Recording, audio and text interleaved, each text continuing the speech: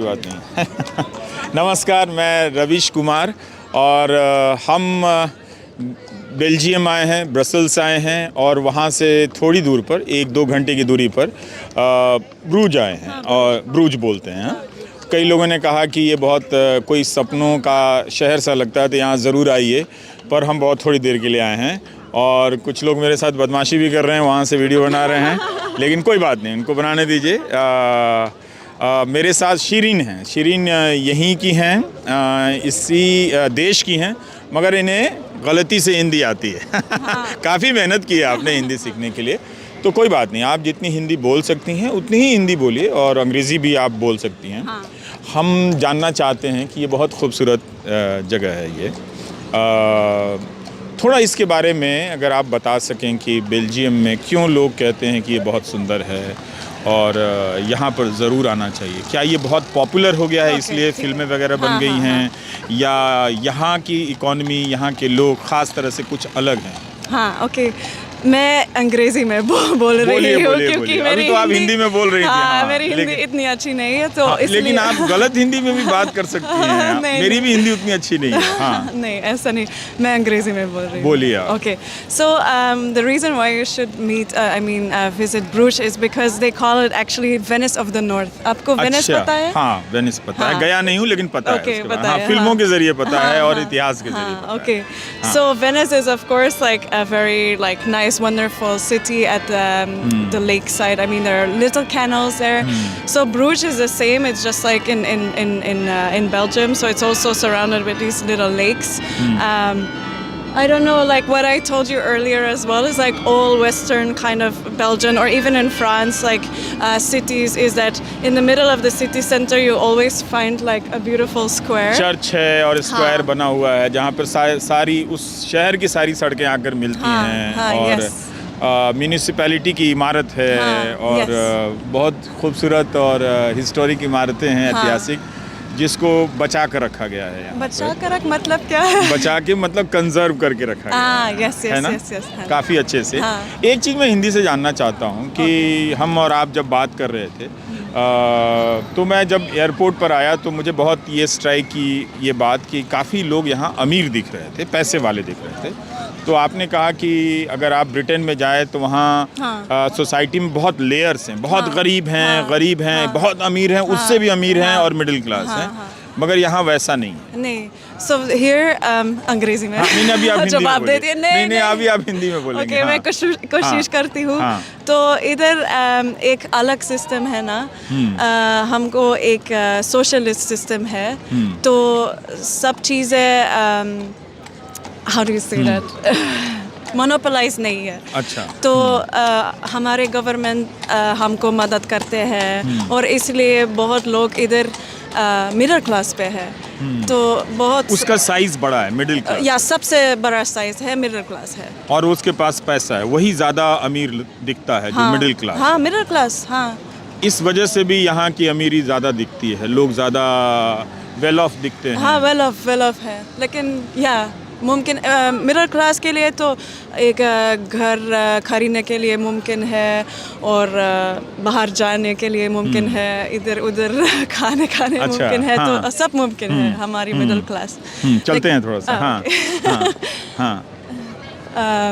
लेकिन तो England system थोड़ा सा अलग है, लेकिन हिंदी में। एक चीज़ बताइए कि जो मिडिल क्लास के पास पैसा है वो क्या बाप दादों के समय से पैसा जमा होता आया है, वो पैसा है, जनरेशन का पैसा है, या फिर प्रेजेंट जो जनरेशन है उसका अपना अर्न किया हुआ पैसा है, कमाया हुआ पैसा है? I didn't understand fully. मैंने ये पूछा कि जो मिडिल क्लास है यहाँ का, उसका जो वेल्थ है वो जनरेशनल वेल्थ है, ट्रेडिशनल वेल्थ है, या उसका अपना अर्न किया हुआ वेल्थ? या कभी कभी भी जनरेशनल वेल्थ है, लेकिन हमको आमतौर पर ज़्यादा काम मिलते हैं, तो इसलिए मिल जाता है। मिलते हैं हम। पर बेल्जियम में काफ़ी चॉकलेट की बात होती है, तो आप लोग यहाँ चॉकलेट खरीद के दिन रात खाते हैं उसको सब्जी की तरह, या नहीं खाते? नहीं, ऐसा नहीं। नहीं, कभी कभी हम कभी कभी chocolate, खाते हैं। हाँ, मुझे ऐसा लगा कि सब्जी में ही चॉकलेट खा लेते होंगे, सुबह उठ के नहीं, चॉकलेट ऐसा खा लेते नहीं। होंगे, रात में चॉकलेट खा लेते नहीं, होंगे। ऐसा ऐसा नहीं है। नहीं। ये सब बाहर के लोगों के लिए है कि वो हाँ, चॉकलेट खा कर अपना कैलोरी बढ़ाएं और जाकर अपने अपने मेडिकल सिस्टम में इलाज कराएं। नहीं, ऐसा नहीं है। पर सिर्फ- काफ़ी बढ़िया चॉकलेट है आपके यहाँ। हाँ, और एक्सपोर्ट भी है और ये Export चीज़ें भी है है। ना, लेकिन या पर आप लोग हाँ, विद फैमिली ये जो सिटी सेंटर है इन सब चीज़ों का बाहर खाना खाना और इन सब चीज़ों को काफ़ी फैमिली वैल्यूज़ हम लोग इंडिया में समझते हैं और बताया जाता है। कई लोग आते कहते पश्चिम में तो परिवार है नहीं और फैमिली वैल्यूज़ नहीं है वेस्ट में।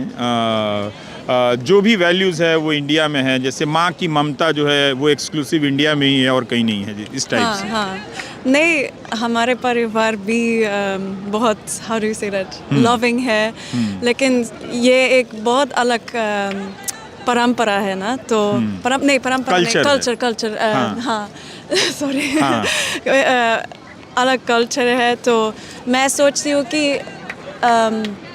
या हमारा कल्चर अलग है क्योंकि तो कैपिटलिज्म हो गया है और हमारा धर्म तो अलग है, तो इसलिए हमारे कल्चर थोड़ा सा और खुला है।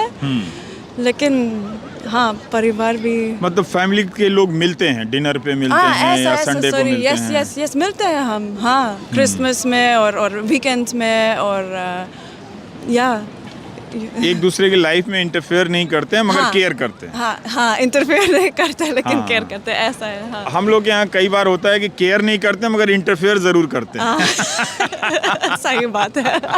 पर एक बात आपसे बात करके जो आप कह भी रही थी अंग्रेज़ी में कि हर देश की अपनी एक संस्कृति है, उसमें अच्छी चीज़ें हैं, उसमें बुरी चीज़ें हैं। पर कई बार जब हम अपने देश की अच्छी चीज़ों के बारे में बात करते हैं तो ज़रूरी नहीं है कि हम उसे अच्छा बताने के लिए किसी देश की संस्कृति को बुरा ही बताएं। मतलब इंडिपेंडेंट तरीके से भी तो कोई चीज़ें अच्छी हो सकती हैं, ईस्ट में भी अच्छी हो सकती हैं और वेस्ट में भी अच्छी हो सकती हैं। Can I answer in English also? Yes. So indeed, I will second that opinion, what you just said. And also, it's important to understand the culture before one judges the culture. It's easy to judge from far.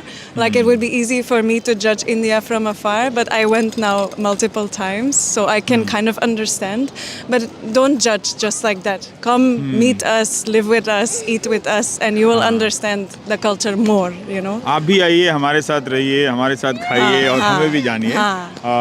ये बहुत कमाल की बात आपने कही है, लेकिन आपकी वजह से शिरीन और नीलेश की वजह से हम इस खूबसूरत शहर को थोड़ी देर के लिए देख पाए। पर बहुत सुंदर शहर है। आप देखिए कि ये विक्टोरिया इधर भी चल रहा है। कलकत्ता में अगर आप सस्ते में आप निपटाना चाहते हैं तो कलकत्ता में भी ये विक्टोरिया मिल जाएगा, लेकिन यहाँ भी है। और अभी तक ये एक तरीका है लोगों के घूमने फिरने का। आज मंडे का दिन है, 1 मई का दिन है, तो बंद है सारी चीज़ें, मगर लोग परिवार के साथ, दोस्तों के साथ, परिवार मतलब सिर्फ माँ बाप का ही परिवार नहीं होता, दोस्तों का भी परिवार होता है, तो बैठकर लोग एक दूसरे से बात कर रहे हैं। काफ़ी इत्मीनान से लोग बात करते हैं, ये बड़ा अच्छा लगा मुझे।